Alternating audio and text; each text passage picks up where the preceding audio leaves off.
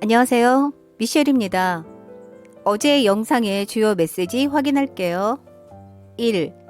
깨달음이란 어디도 갈 데가 없다는 것과 아무것도 할 일이 없다는 것. 지금 있는 꼭 그대로의 자신 외에 다른 어떤 존재도 될 필요가 없다는 것을 이해하는 것이다. 2. 너가 겪는 체험은 모두 내가 겪는 것이다.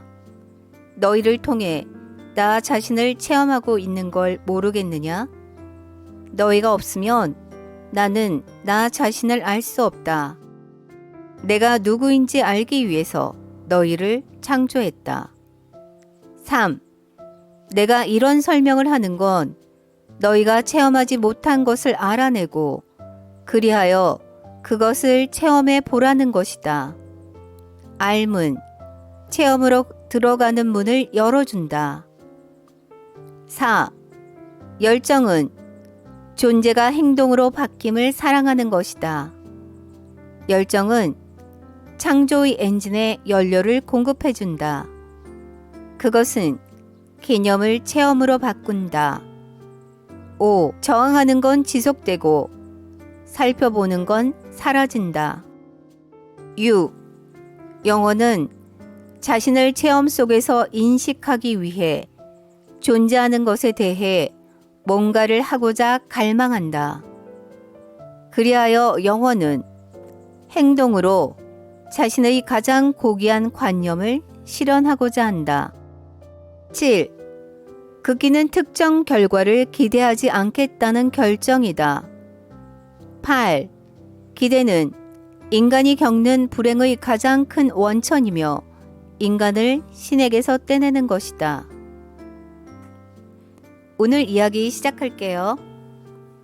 너희가 저항하는 건 지속되고 너희가 살펴보는 건 사라진다 고 말씀하셨는데 그 뜻을 설명해 주시겠습니까?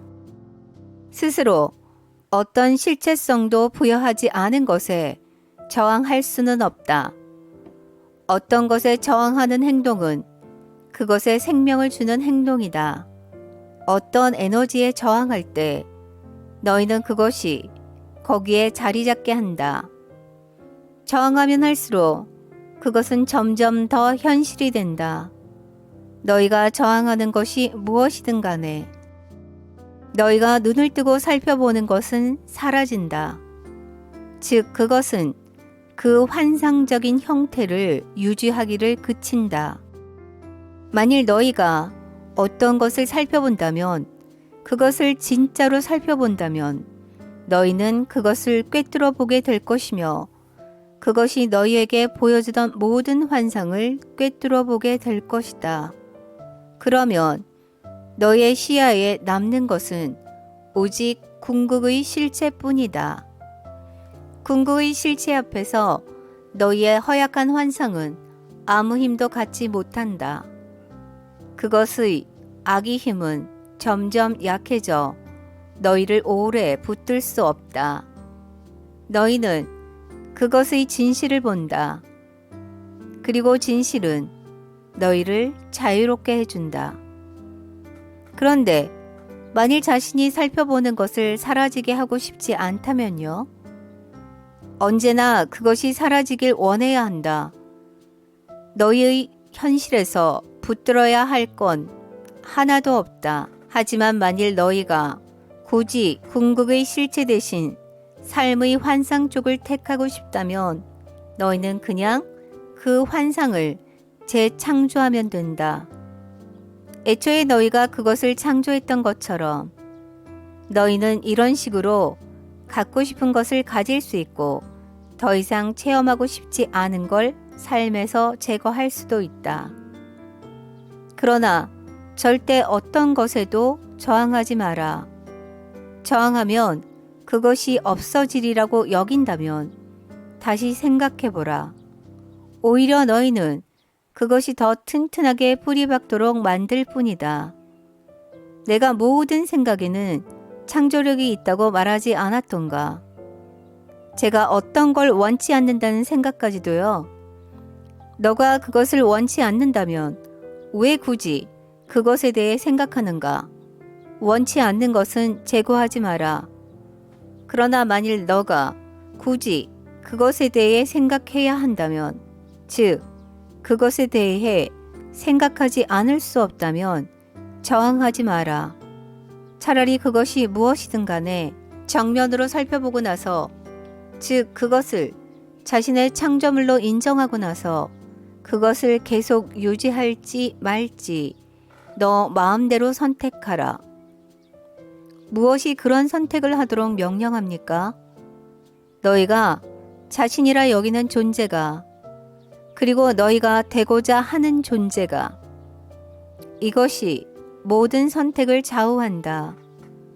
너희가 이제까지 살아오는 동안 내린 모든 선택과 앞으로 내릴 모든 선택을. 그렇다면 금욕주의자의 삶은 잘못된 길입니까? 그 삶은 진리가 아니다. 금욕하다는 말 속에는 아주 잘못된 뜻이 들어있다. 사실 너희는 어떤 것도 거부할 수 없다. 왜냐하면 너희가 저항하는 건 끈질기게 지속되니까. 참된 극기는 거부하지 않는다. 단지 다르게 선택할 뿐이다. 다르게 선택한다는 건 어떤 것에서 멀어지는 것이 아니라 그것을 향해 움직여가는 행동이다.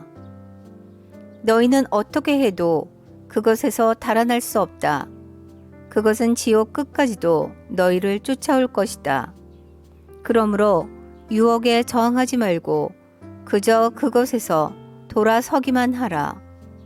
내 쪽으로 돌아서고 나를 닮지 않은 모든 것을 외면하라. 그러나 이 여행에서 너희가 가는 곳에 이르지 않을 수는 없기 때문에 잘못된 길 같은 건 있을 수 없다는 걸 알아둬라. 그건 단지 속도의 문제, 즉 단지 언제 그곳에 닿을지의 문제일 뿐이다.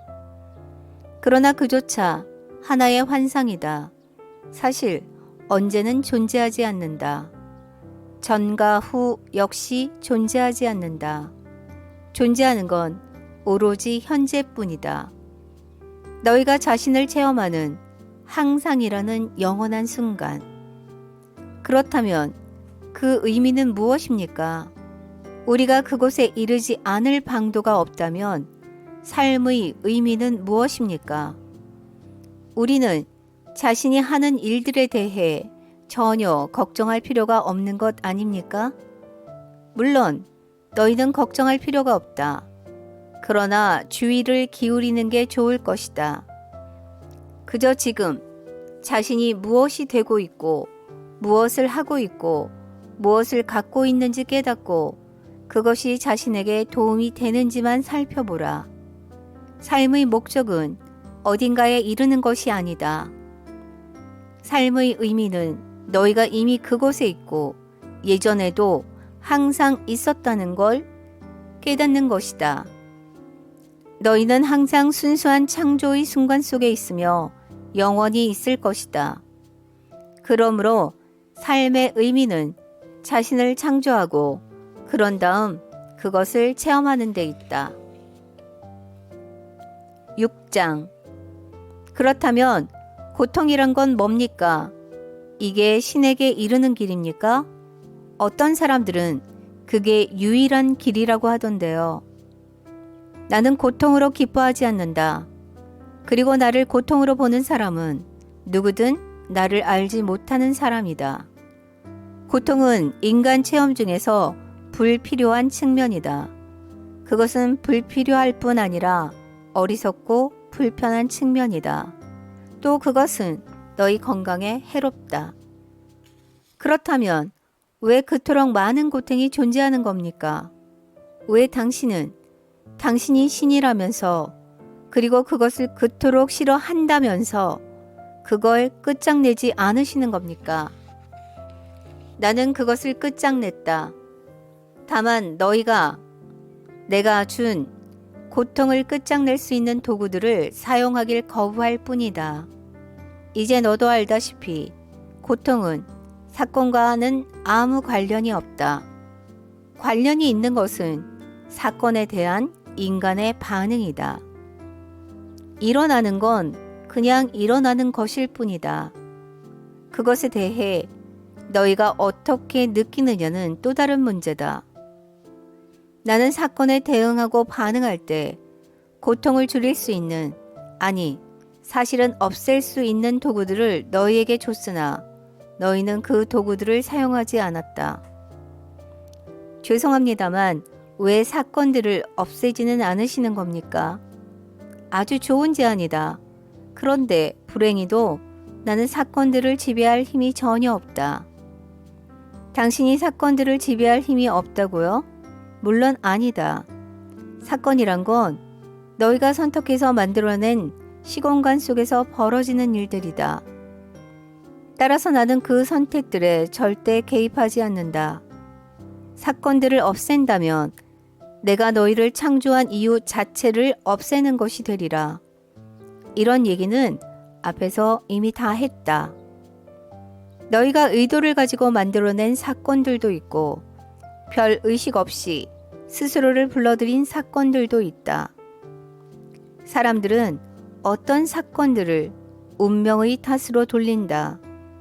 너희가 이 범주 속에 던져 넣는 것들 중에는 대형 자연 재해들도 포함된다. 그러나 운명조차도 세상 모든 곳의 모든 생각에서의 머리 글자들로 된 말일 수 있다. 달리 말해 이 행성의 의식일 수 있다는 것이다. 집단의식이요. 바로 그거다. 정확히 그 말이다. 이 세상이 시장 바구니 속의 지옥이 되어가고 있다고 말하는 사람들이 있습니다. 생태계가 죽어가고 우리 행성은 지금 물리학적인 대형 재난들을 당하고 있다고요. 지진, 화산 폭발, 어쩌면 지구의 축이 옮겨지는 재앙까지 일어날지도 모르죠. 그리고 또 한편에서는 집단의식으로 그 모든 걸 바꿀 수 있다. 우리의 생각으로 지구를 구할 수 있다고 말하는 사람들도 있습니다. 생각은 행동으로 옮겨진다. 세계 곳곳에서 충분히 많은 사람들이 환경을 살리기 위해 뭔가를 해야 한다고 믿는다면 너희는 지구를 구할 것이다. 그러나 너희는 신속히 움직여야 한다. 아마 지구는 너무 많은 피해를 너무 오랫동안 입어왔다. 그러자면 마음가짐의 일대 전환이 이루어져야 한다. 마음가짐을 바꾸지 않는다면 지구와 지구에 사는 모든 생명체가 멸망하는 걸 보게 될 거란 말씀인가요? 나는 물질 우주의 법칙들을 누구라도 이해할 수 있을 만큼 충분히 명확하게 만들었다. 우주에는 내가 너희 과학자들, 즉 물리학자들에게 충분히 설명해 주었고, 그리고 그들을 통해서 너희 세상의 지도자들에게 설명해 주었던 인과 법칙들이 존재한다. 여기서 그런 법칙들에 대해 새삼 다시 설명할 필요는 없을 것이다. 고통의 문제로 돌아가기로 하죠. 우리는 고통이 좋은 것이라는 관념을 어디서 얻었을까요? 성자들은 말없이 고통을 겪는다는 생각은요. 성자들은 말없이 고통을 겪기는 하나 그렇다고 고통이 좋은 것이란 뜻은 아니다. 깨달은 사람이 되려는 이들은 고통이 신의 길이 어서가 아니라 고통이 신의 길에 관해 배우고 기억할 만한 어떤 것이 아직 남아있다는 확실한 표지임을 알기에 말없이 고통을 겪는다. 참된 성각자는 결코 말없이 고통받지 않는다. 그냥 불평 없이 고통받는 것처럼 보일 뿐이다. 참된 성각자가 불평하지 않는 이유는 그가 고통을 겪는 게 아니라 소위 참을 수 없는 상황이란 것도 그냥 체험할 뿐이기 때문이다. 수행하는 성각자들은 고통스럽다고 말하지 않는다. 그 말이 어떤 힘을 갖는지 명확히 알기 때문에, 그래서 그것에 관해서는 그저 한마디도 하지 않기로 택했기 때문에, 우리가 주의를 기울이는 것은 현실이 된다. 선각자는 이 사실을 알고 있다. 선각자는 어떤 것을 현실로 만들지 스스로 선택한다. 너희들도 이따금 이렇게 해왔다. 너희 중에 두통이 사라지게 해보지 않은 사람이나 치과 가는 고통을 줄여보지 않은 사람은 한 사람도 없을 것이다. 너희가 그것을 어떻게 받아들이느냐에 따라 그렇게 이루어졌다. 참된 선각자는 이와 똑같은 결정을 단지 더 큰 일들에 대해서 내릴 뿐이다. 여기까지 함께 해주셔서 정말 고맙습니다. 사랑합니다. 내일 또 뵐게요.